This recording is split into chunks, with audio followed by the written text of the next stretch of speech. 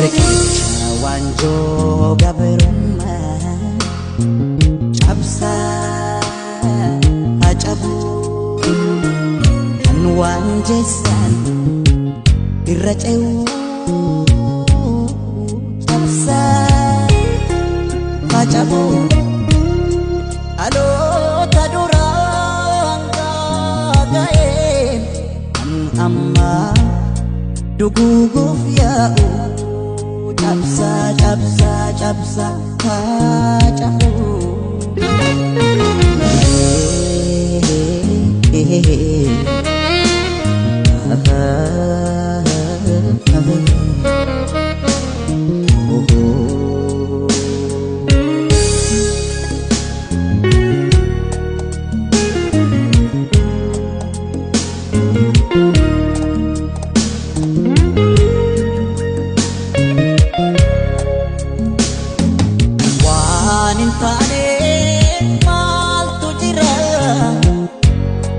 Orman sakalamne amma geenyu otoo beeknu amma geenyu gahuu dhabne waan hin taane maaltu jira shira orman sakalamne mageenyu otoo beeknu amma geenyu gahuu dhabne har'a garuu qabsaa'ota har'a garuu oromoodhaaf har'a garuu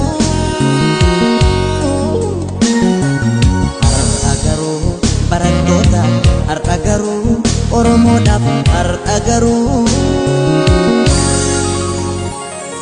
galanni isaaniif haa ta'u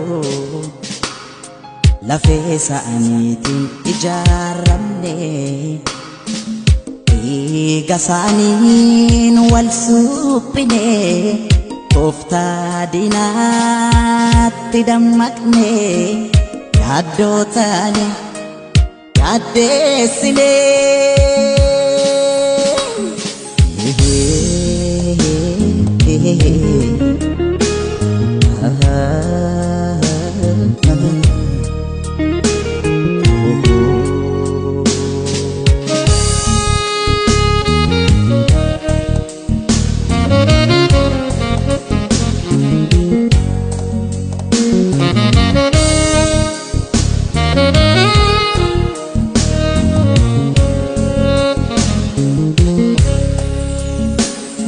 Riqicha waanjoo gabrummaa cabsaa haa cabuu kan waan jeessan irra ce'uu cabsaa haa cabuu dhaloota duraan gaaga'een kan ammaa duguuguuf yaa'u cabsaa cabsaa cabsaa haa cabuu.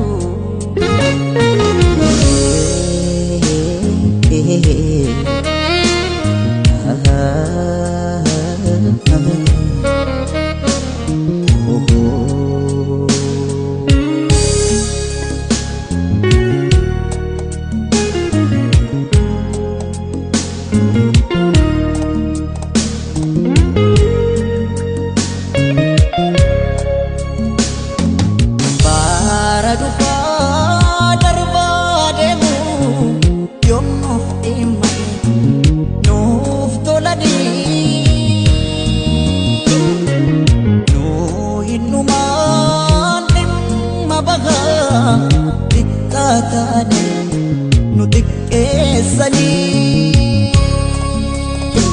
bara dhufaa darbaa deemu yoom nuuf dhimma nuuf tolanii nu hinnumaan dhimma bahaa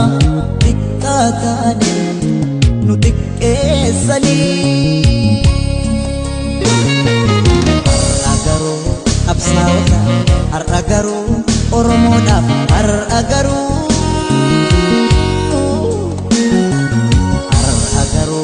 barattoota har'a garuu Oromoodhaaf har'a garuu galanni isaaniif haa ta'u lafee isaaniitiin ijaaramne dhiiga isaaniin wal suphine tooftaa diinaatti dammaqne yaaddoo taane yaaddeessine